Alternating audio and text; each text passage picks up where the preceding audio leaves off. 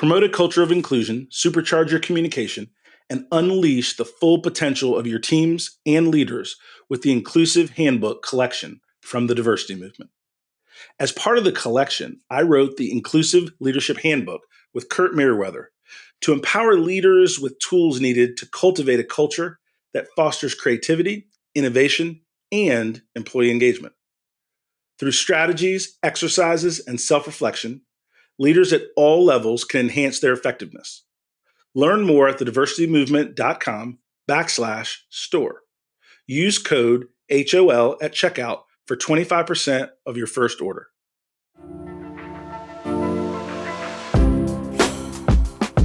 Welcome to High Octane Leadership with Donald Thompson.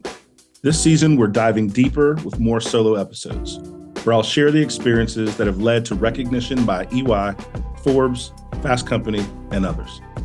Not as a boast, but as milestones on my entrepreneurial path.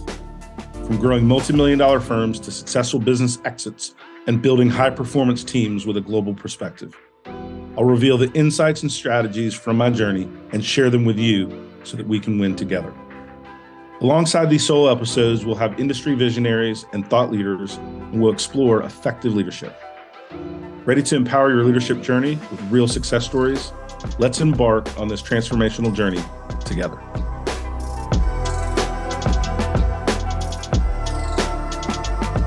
I am here today with Adam Schultz, and Adam, which he'll share in a minute as I give him some space to do a bio, has been in the digital space. He is a lecturer, speaker. He works within the university. He is a savant in terms of the foundational education and execution around startups. And he's here to talk about not teaching startups, but a startup that he now is launching and leading and taking to market. And one of the things I think that's powerful is he is certainly money motivated, as we all are. We got bills, mortgage, kids, family, all that stuff. But this startup is to help people reduce the chances or eliminate their ability to have Alzheimer's. And so many of our folks in the world, not just country, are dealing with things that are preventable or we can delay. And so we want to learn about that today. So Adam, welcome to the show. Yeah, thanks for having me. I'm really excited to be here and to talk to your audience about the cognitive health. One of the things I want to do is, before we jump in, tell the audience a little about you, background, married, partner, kids, brothers, sisters, where you went to school. Give a 1 to 2 minute kind of bio snapshot. Yeah, I've got 3 kids. I am married. I live in Durham, and I do improv. I've got a team called Rigsby Avenue. We perform in Durham. There's 3 of us. It's really fun. And I love traveling. Like, any chance I have to see the world, understand different perspectives.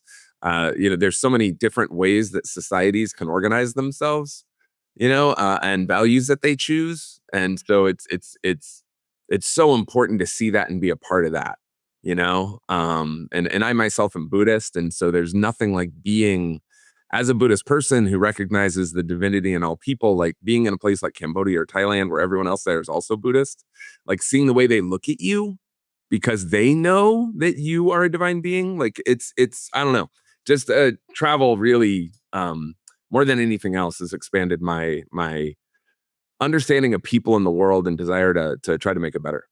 Oh, that's fantastic. And that's one of the reasons we're kindred spirits, is we're trying to create a better place for all to work, to live, and enjoy the fruits of our country in particular. And then, as you say, the travel opportunities. So let's dig into Mindr. Talk to the audience about what Mindr is, where the brainchild came from. Talk a little bit about your business, and then we'll dig into kind of what it does and some of the behavioral impacts. Yeah, to start off, like, for most of my career, I've been working in either marketing or teaching in digital platforms. One of my first jobs was building smile presentations in real media for NC State, sending CD-ROM correspondence courses. So I've been dealing with digital ed for most of my career. And so since then, I've had an agency that focused on digital ed, supporting marketing, educational programs, building educational programs, and also had a number of startups in the digital education space. And so when I met my co-founders, with Mindr, Ina and Tim, they showed me some data around how preventable Alzheimer's and dementia is, and how important a few key behaviors are for maintaining your cognitive health.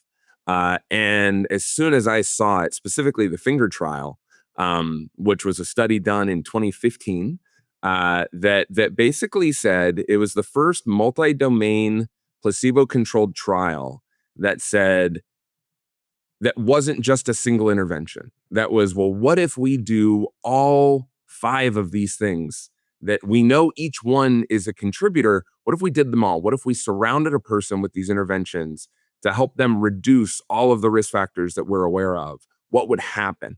And they saw a 25% improvement in cognition for their target group, for people at risk of Alzheimer's and dementia. That is powerful. Right, and that was just the first study. Since then, there's Fingers International, and there's been studies. But the first one was in Finland. Since then, they've been all over the place. And the Lancet Commission recently did a 2024 summary of all of these studies, and they basically said that if you can account for the modifiable risk factors in your life, right? Diet, exercise, socialization, cognitive engagement, medical issues, right? Like if you keep blood pressure under control, you keep your diabetes under control. If you can do these things, they estimate that 50% of the future cases of Alzheimer's and dementia can be prevented. Oh, sorry, almost 50%. It's 45, but almost half of future cases of Alzheimer's and dementia could be prevented through lifestyle intervention. I am usually not speechless, but I took a dramatic pause because I don't think people know or understand that. Nobody knows this. People don't understand this, right? It's not a molecule. It's not a pill. It's not treating amyloid, right? It's not something that can easily be commercialized. In the finger trial themselves in 2015, they said this was really expensive and hard to do. We don't know how to make this affordable and scalable, right? But I spent my entire career scaling educational and behavioral interventions, right? I even did a year's a fellowship with the Duke Social Science Research Center under Dan Ariely. This is doable. I knew this was doable. So as soon as I saw it and met them, I was like, I'm in. Let's do this. I know exactly what to do. They had about 30 grand in the bank, and we used that over the next 6 months to build and deploy a pilot for 17 users that we recruited on Facebook. They ranged in age from 50 to 85, and it was just a 90-day program, and it was static. It was just basically an online course that walked them through each of the key risk factors and asked them to do one thing that day to reduce their risk, right? Maybe it was, hey, go through your house, let's get rid of all your sugary foods. Next time you go shopping, let's introduce more greens and whole foods into your diet. Let's teach you about the whole food diet or teach you about the Mind diet. If you're not doing any physical activity, let's get you started. Let's get you just walking 5 minutes a day, right? Like we looked at each of the 5 areas and we started, hey, is your blood pressure under control? Let's work on getting that under control, right? And taught them about the importance of each of these things. And after 90 days, we had incredible results. We had 88% adherence. People were using our little educational pilot program 15 to 45 minutes a day for 90 days. And we had 88% activity adherence. And the reason we had high adherence is because there was a human involved. There was a person watching what they were doing, calling them, texting them if they were off track, helping them, reminding them, hey, don't forget to log into Mindr today. Right? And what it ultimately comes down to is that most folks, they get overwhelmed by all the things they would need to do, right? A doctor says, hey, you might be at risk for Alzheimer's. And they're, okay, what should I do? Here's a pamphlet, right? If they even mention it. Most physicians, 55% of physicians aren't even comfortable diagnosing dementia or Alzheimer's, let alone catching an early sign that when there's things that can be done. Right. So I'll kind of go back. I'll go back to the pilot. So we had 71% of our participants in our little pilot saw improvement in their memory by the end of 90 days. 50% could recall recent conversations more clearly, and 43% reported fewer instances of misplacing, or losing objects. And that suggests that by in just our completely static, not customized to each user, some of them were kind of frustrated. They were like, I already eat fine. I don't want this eating content. We're like, sorry. We got a lot of great feedback that went into how we ended up developing the product that we're in beta testing for now. But just in 90 days, we saw significant improvement in health outcomes. Just number of inactive days went from 10 per month to 3.5 days per month. 70% improvement in number of unactive days. And that was with a static, just standard program that wasn't customized, wasn't any of the things that we're building in our new beta version. We were able to digitize the finger trial, we believe. Obviously, more testing. We needed to deploy the larger version, but that was proof to us that we can deliver health outcomes via a purely digital interface with a human coach and get high engagement, high adherence, and deliver health outcomes. That is phenomenal. Like, one of the questions that I have, we were talking about the prevention or delaying of Alzheimer's, but on the path of these behavioral changes, you're also helping people create better quality of life right now. Yeah. Within 90 days, we saw significant benefits to lifestyle. You talked about the thought process of behavioral change. How does that now blend itself into technology?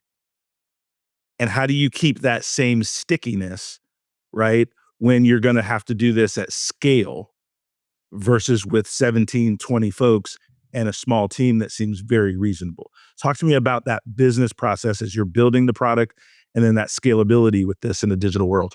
Yeah. So step one was proof of concept. Can we, right? I teach startup. So like I have to MVP, right? I can't not do minimum viable each time I launch something. So the first one was absolutely off the shelf technology, nothing technological, just testing the interventions and the human accountability aspect.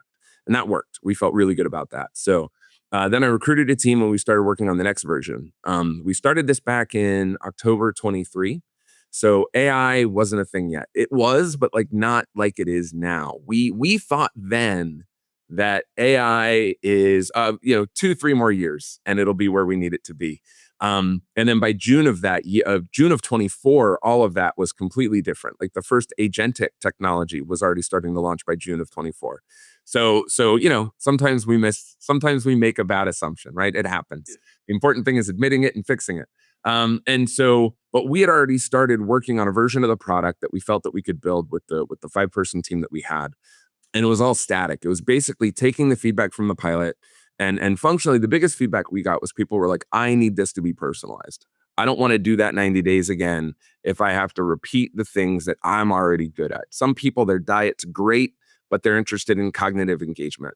Some people are homebodies and they're like, I really need the help getting more social. Some people have more medical issues and they're like, I really need the help reminding me what I need to be doing to get my blood pressure and my diabetes under control, right?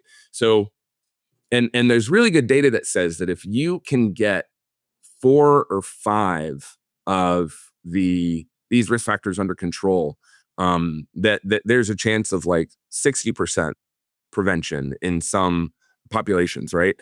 But if you can just focus on 2 or 3, there's still like a 40% benefit, right? So it's not the kind of thing where you have to do it all to see a benefit.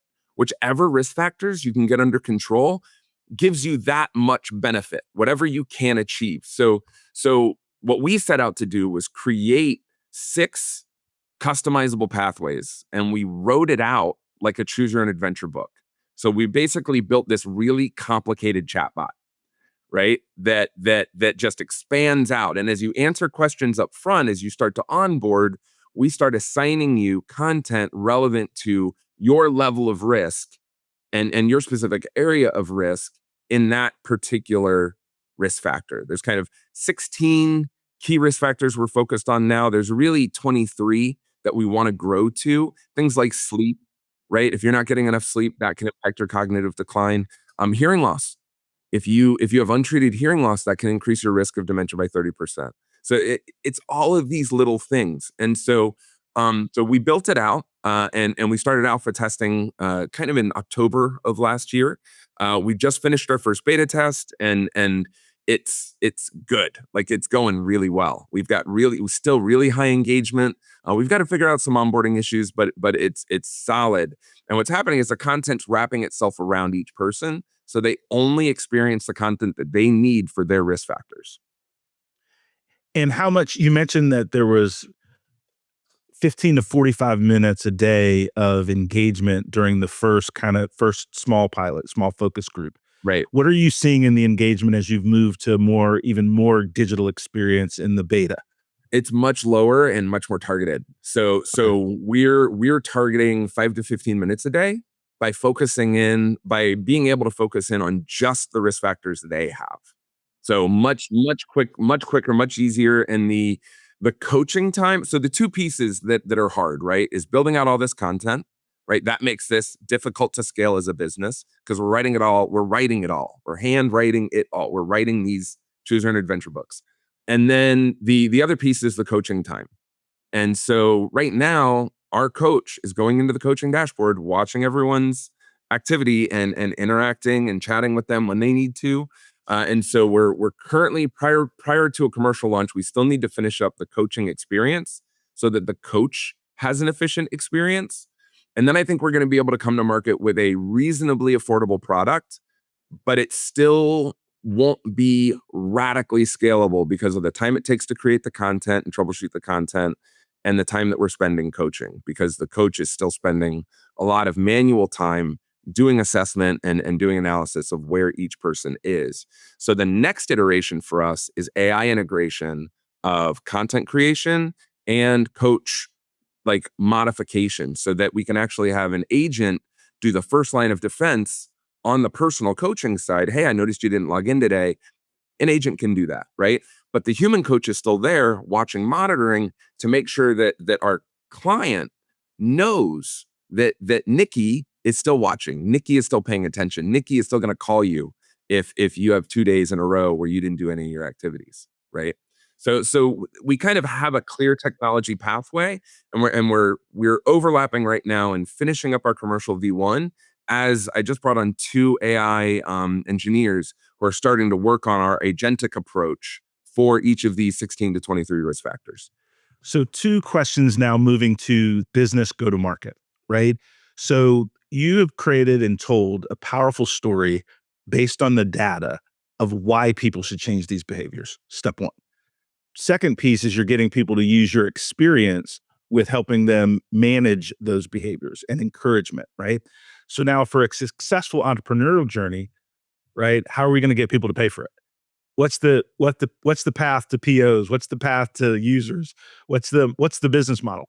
Yeah. So early on, I think we're going to have no issue. And we've already done some pricing testing with our pilot. We took our pricing test.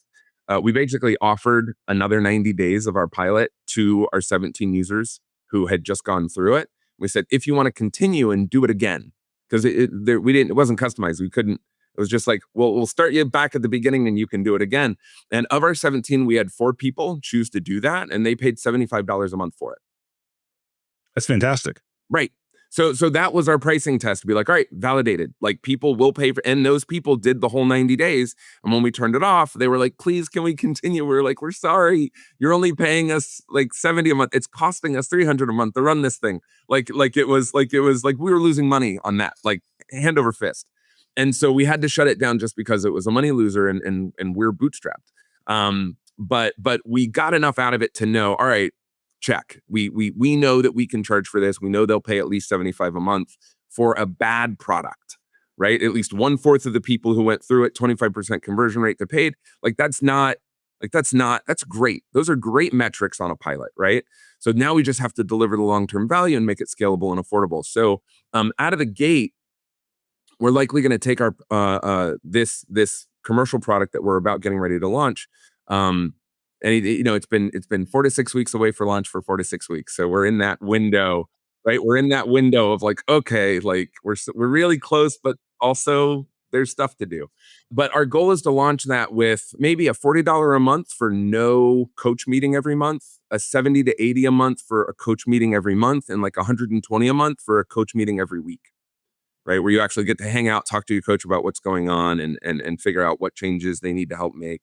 Otherwise, in the lowest version, you can still chat with your coach in the in-app chat, but you're not meeting with them, right? And that just reduces coach time, which reduces cost for us. And that's fine. And for the folks who are able to pay, that's great. But my interest is I really want everyone to have it. And interestingly enough, people of color and women are significantly more at risk of cognitive decline than white men. And so, and I know there's some socioeconomic factors at play there as well in terms of ability to pay for something like that. And so it's really important to me that we find a way to make sure that everybody can have access to this, especially those who are intersectionally more at risk. And I think that the only way we're going to be able to achieve that goal in the US healthcare system, internationally, we're going to have lots of other options. Different countries invest in preventative health in different ways. But in the US, I think it really comes down to the employers.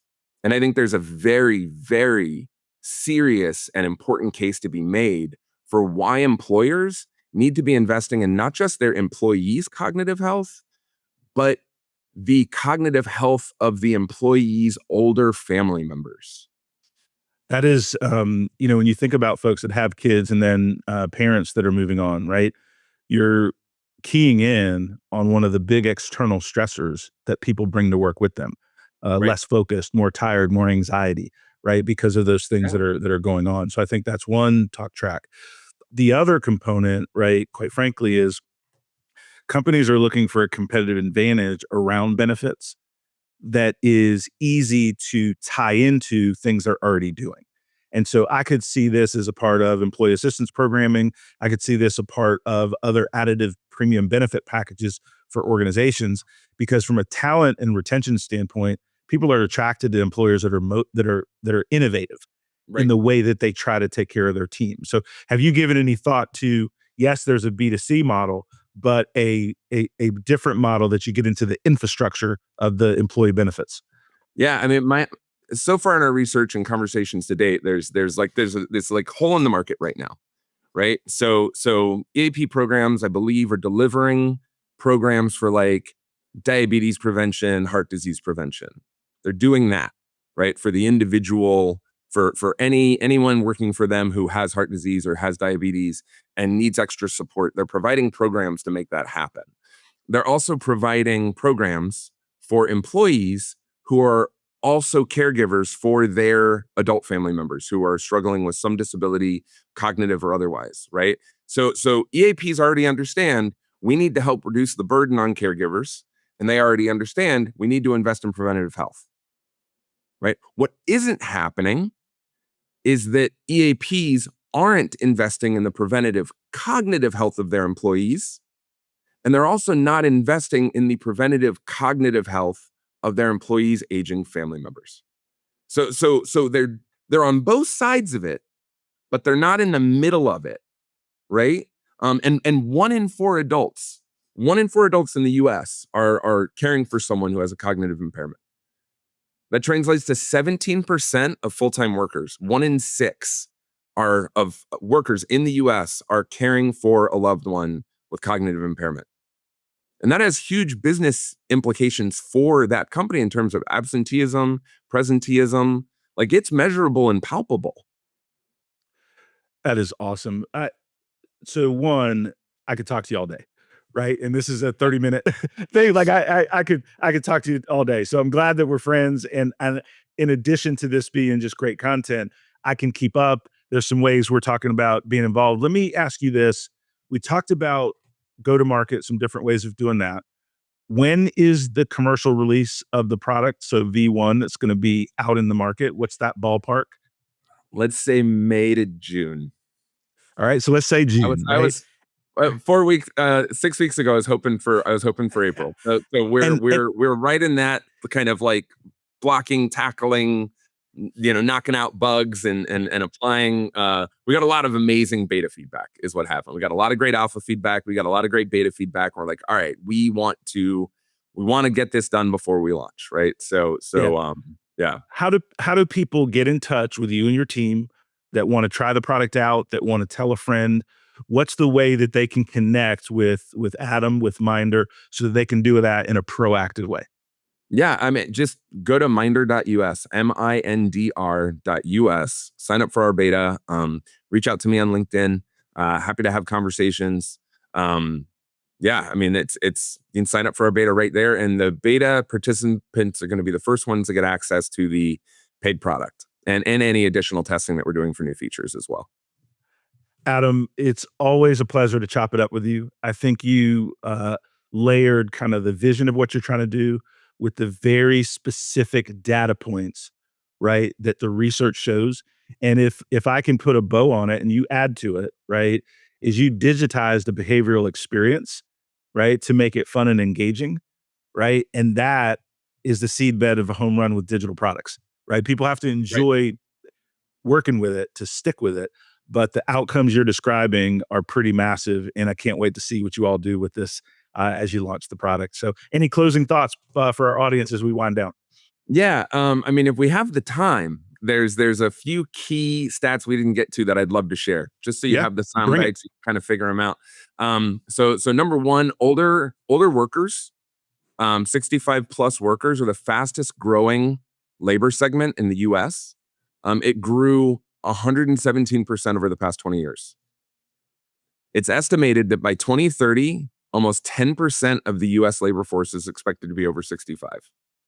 Globally, that same trend is happening with 55 plus, which means that over the next 5 years, 150 million additional jobs will be filled by workers who are over 55.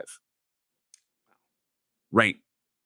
Right. So then now 1/3 of Americans 65 and older have MCI. About 10% have dementia, 22% have MCI. These are people who are working. Each year, 10 to 15% of people with MCI are going to progress to dementia or Alzheimer's.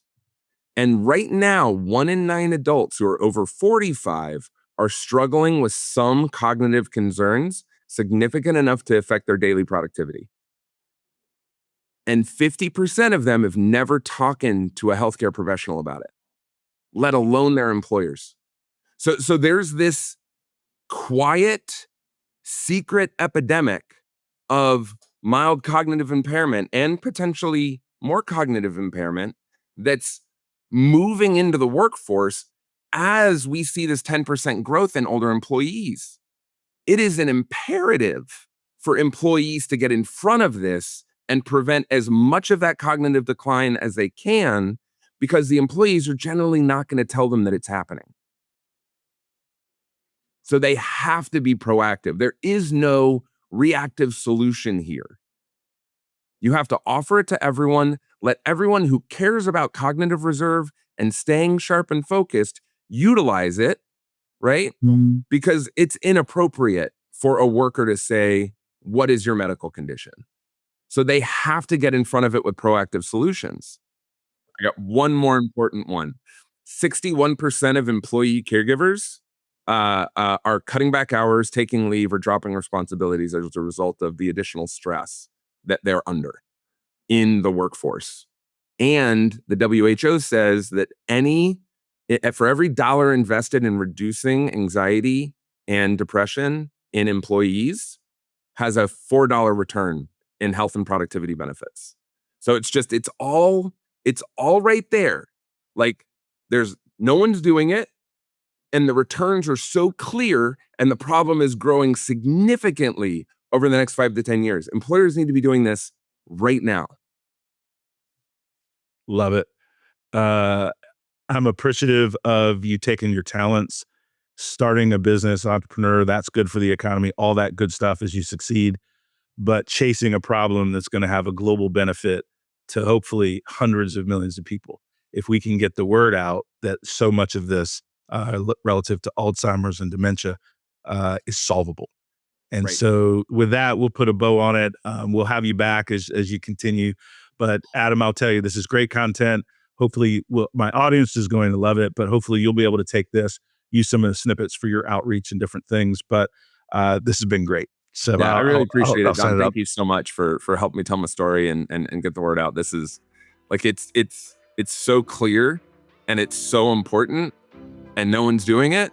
And it's like, all right, this is I think like we can do this. Like we can do this.